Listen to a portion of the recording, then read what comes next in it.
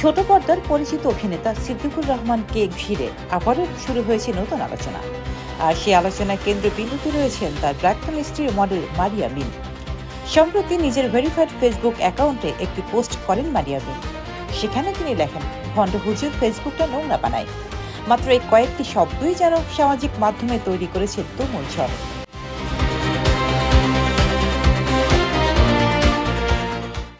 পোস্টে কারো নাম উল্লেখ না থাকলেও নেটিজেনদের বড় একটি অংশ মনে করছেন এই মন্তব্যটি অভিনেতা সিদ্দিকুর রহমানকে উদ্দেশ্য করেই করা হয়েছে।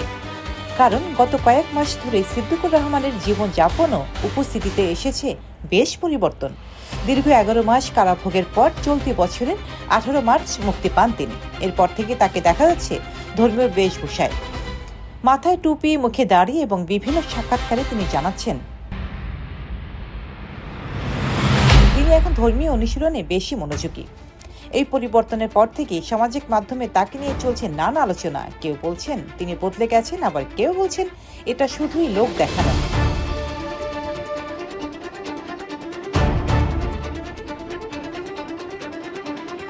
আর ঠিক এমন সময় মারিয়া মিমের রহস্যময় পোস্ট নতুন করে আগুনে ঘি ঢালার মতোই পরিস্থিতি তৈরি করেছে।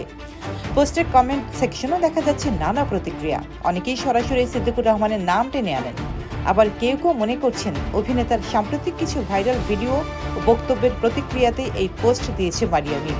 তবে বিষয়টি আরও বেশি আলোচনায় আসে একটি পুরনো সাক্ষাৎকারকে কেন্দ্র করে। সেখানে সিদ্দিকুর রহমান বলেছিলেন, মারিয়া মিম আমার দুর্বল জায়গা। বিচ্ছেদের এত বছর পরেও এমন মন্তব্য অনেকের নজর কেড়েছিল। ফলে অনেকে মনে করছেন দুজনের ব্যক্তিগত টানাপোড়েন এখনও পুরোপুরি শেষ হয়নি। এর মধ্যে সম্প্রতি একটি পুরস্কার বিতরণী অনুষ্ঠানে মারিয়া মিমকে তার ব্যক্তিগত জীবন এবং প্রাক্তন স্বামীকে নিয়ে প্রশ্ন করা হলে তিনি বেশ বিরক্তি প্রকাশ করেন। সেই ভিডিওটিও সামাজিক মাধ্যমে ভাইরাল হয়, আর তার বেশ কাটতে না কাটতেই আসে এই নতুন পোস্ট।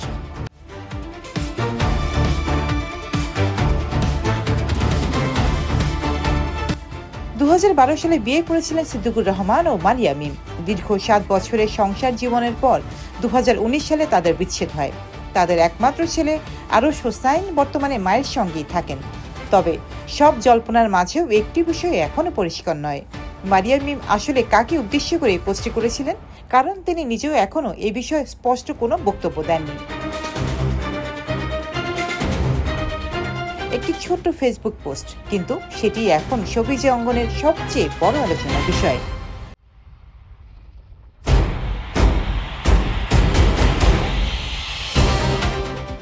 আপনার কি মনে হয়, মারিয়া মিম কি সত্যিই সিদ্দিকুর রহমানকে ইঙ্গিত করেছেন, নাকি বিষয়টি কেবলই নেটিজেনদের অনুমান?